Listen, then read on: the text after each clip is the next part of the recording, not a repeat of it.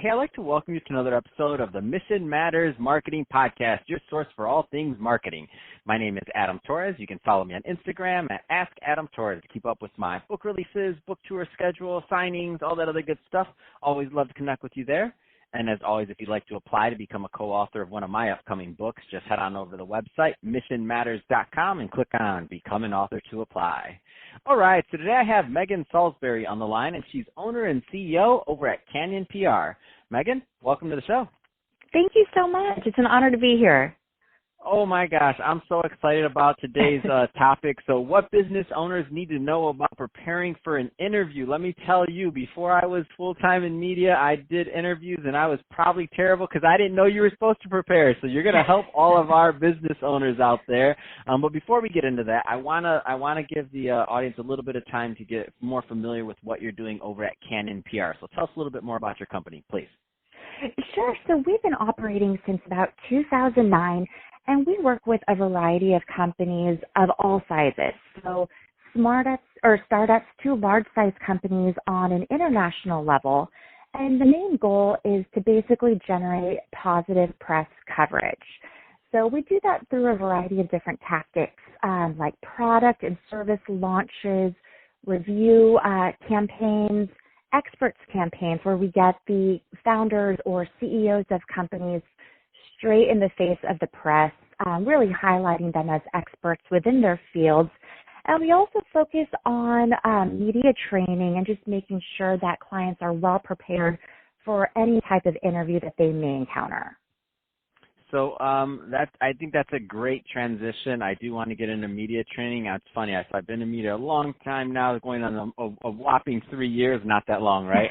But that being said, after almost 1,500, almost 2,000 interviews, I think we're at now, I finally started media training maybe 6 months ago. I had a couple sessions, and I'm like, oh my gosh, how little I knew. So it's everybody listening, like whether you're a novice, whether you're full time, whether you have a big brand, I'm telling you, everyone can benefit from media training. So where do you want to start from with this one, Megan? So what business owners need to know about preparing for an interview? Well, I think it's really important to understand the fact that, yes, you might be an expert within your field. You might know your product or service like the back of your hand, but it's so important to learn how to properly convey your messaging to different forms of media. So whatever person you might be talking to in the interview, they might be focused on the trade, or someone else just might be a general person within the media. Whoever it is, it's so important to change your messaging so you speak to each person in an effective manner so that it really resonates with their audience. Can you give me an example of something that you notice when you're watching an interview and you can just tell like somebody, and I don't mean this to pick on them, we're not picking on people, but I'm a visual person, like to where you see something, because your eyes train differently, and you see things that we don't see, not being media trainers and doing that for a living. So what are some things you see that are just very common that you're like, oh man, they need that. If they had a little bit of training, they could like up their game so much more. What are some of those like things that are just tells? Yeah, I think it's just so important to pay attention to body language and to also focus first and foremost on building relationships with the person you're talking to. You may have just met them, but it's so important to just understand you're talking to someone else. You're having a friendly conversation, and your goal is to convey the messaging of your company or whatever product or service you're offering. You need to convey it in a manner that the recipient is going to receive. So oftentimes, if I'm standing on the sideline of interviews, I pay attention to the member of the press. I can see them flinch. I can see a little body language where I can tell the messaging is just not resonating with them. So I think it's really important for whoever is conducting the interview to always be aware of the body language of who's interviewing them and be able to, just act quickly on your feet. Refine your messaging as needed to make sure that you're really conducting just a great conversation. And what is, should people prepare differently for different types of interviews? Let's go there. Because that phone versus in person versus like formal versus, because there's so many nuances to this. Absolutely. That's a great question. When I conduct media training for company executives, I always like to do practice rounds with different forms of media. So I'll start off with just a pen and paper asking questions. And they usually look so relaxed and the interview goes so smoothly. The moment I put a camera in front of them, it's a deer caught in headlights. And I always play it back for them. And I feel so bad because they see right away, oh my gosh, they just completely froze. So anytime someone is preparing for a press interview, I think it's so important to do practice rounds with different forms, a pen and paper, a simple recorder, or put a camera in front of their face.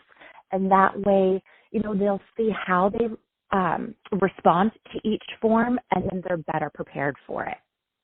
Oh my gosh, but it's just so scary.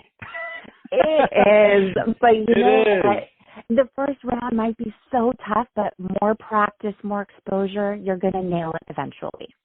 Oh my gosh, I used to have a YouTube channel, and I remember when we have plenty of them now, but I mean, it was like an actual, like, creating other things, and I remember the first time I seen myself on it, and I was like, no, it's so bad. And they were bad, by the way. They probably still are, but they're not up there, so don't go digging anybody out there. They're not up there. They're on not published right now, so you're not going to see those. All you're going to see is the professional stuff. But it's tough, and the reason why, though, is because those steps, like, in my opinion, it's so important. Like, it's not, like, I think as cell phones and, we talk on FaceTime and all these other things, like, I think at some point everybody kind of thought, oh, well, if I'm in front of camera on FaceTime or social media, like, that's the same. And I'm like, no, it's not the same. Like, you really want to prepare for when you have an opportunity to showcase your business, because you have so much, because that stuff lives out there. It's going to be out there for a long time, and you put so much work and time and effort into your products and for your clients and everybody else, that why would you want a piece of media out there that was just kind of hodgepodge? Like, you want to prepare in advance. Absolutely. And I think it's just also so important to remember, don't be so hard on yourself. Just make sure that you did prepare, you practice, and then present yourself in the best manner possible. And if you're not very happy with how it turns out, then use it as a stepping stone to help you improve moving forward. And you're only going to get better over time. That's awesome. I agree with that completely. The practice makes perfect thing is really important. So let's I guess I could talk to you about this all day long, by the way. But final question. So when somebody's preparing for an interview, like, there's some people that are really, I guess you would say, scripted. Some people are expert. I can never say the words because they're more impromptu. And then there's some people that they freeze a little. Like, there's different levels there. Now, what kind of advice would you give to somebody that's having a little bit of how would I say it? Like, fear? Like, they have that deer in headlights, because you mentioned it, but how do they get over that? Like, in your experience? Yeah, and first I have to say, it is just so common. I mean, we all experience it at some point. But what I really encourage my clients to remember is that you're talking to another person. That's all it is. I think it's really healthy to take pressure off of the fact that, oh my gosh, this is an interview, or oh my gosh, someone is going to record this and it's going to be on the internet forever, or it's going to be on TV. Take that pressure off and just remember, the person talking to you is on the same level as you. You're having a friendly conversation and you're sharing insight about your company, yourself, or your thoughts about that particular industry. Bottom line, it's just a friendly conversation where you're sharing your insights. And I think if you can just kind of bring yourself back down to that grounded level, that's really going to help you present yourself in the best possible light and take away any of that potential fear or deer caught in headlights that might happen. I love that. And to the hosts out there, make sure that you make your guests feel comfortable, because some of them, they may be really scared, and you may not know that they're scared. Sometimes I'll have people come on the show and they're like, "Oh, I'm nervous," and I'm like, "What do you mean you're nervous?" I said, "Is this the first time you've been on the phone?" You're on the phone. We're talking on the phone. What do you? Wait a minute. Let me get this straight. Is this the first time you talked on the phone? I'd be nervous too if this was the first time you talked on the phone. Absolutely, and that's such a good point. Love it. So Megan, if Yeah. somebody's listening to this and they want more information on Canyon PR or to reach out, what's the best way for them to follow up? Absolutely. Check out our website, canyonpr.com. Shoot me an email, megan@canyonpr.com. I love forming new relationships, talking to people, sharing insights, and just having some good conversation. So please feel free to reach out. Awesome. Well, hey, Megan, it's been great having you on the show. Appreciate you coming on and sharing all those tips for our business owners and myself on how to get better for preparing for an interview. And to the audience, as always, thank you for tuning in. Hope you had a lot of fun listening to this because we had fun making this for you. If you did, don't forget, subscribe to the podcast, leave me a review on the Apple iTunes Store. And if you're watching this on our YouTube channel, Mission Matters Marketing, definitely give us a subscribe there, but also let us know what you thought. Love to hear what kind of projects and businesses you're working on. And Megan, thanks again for coming on the show.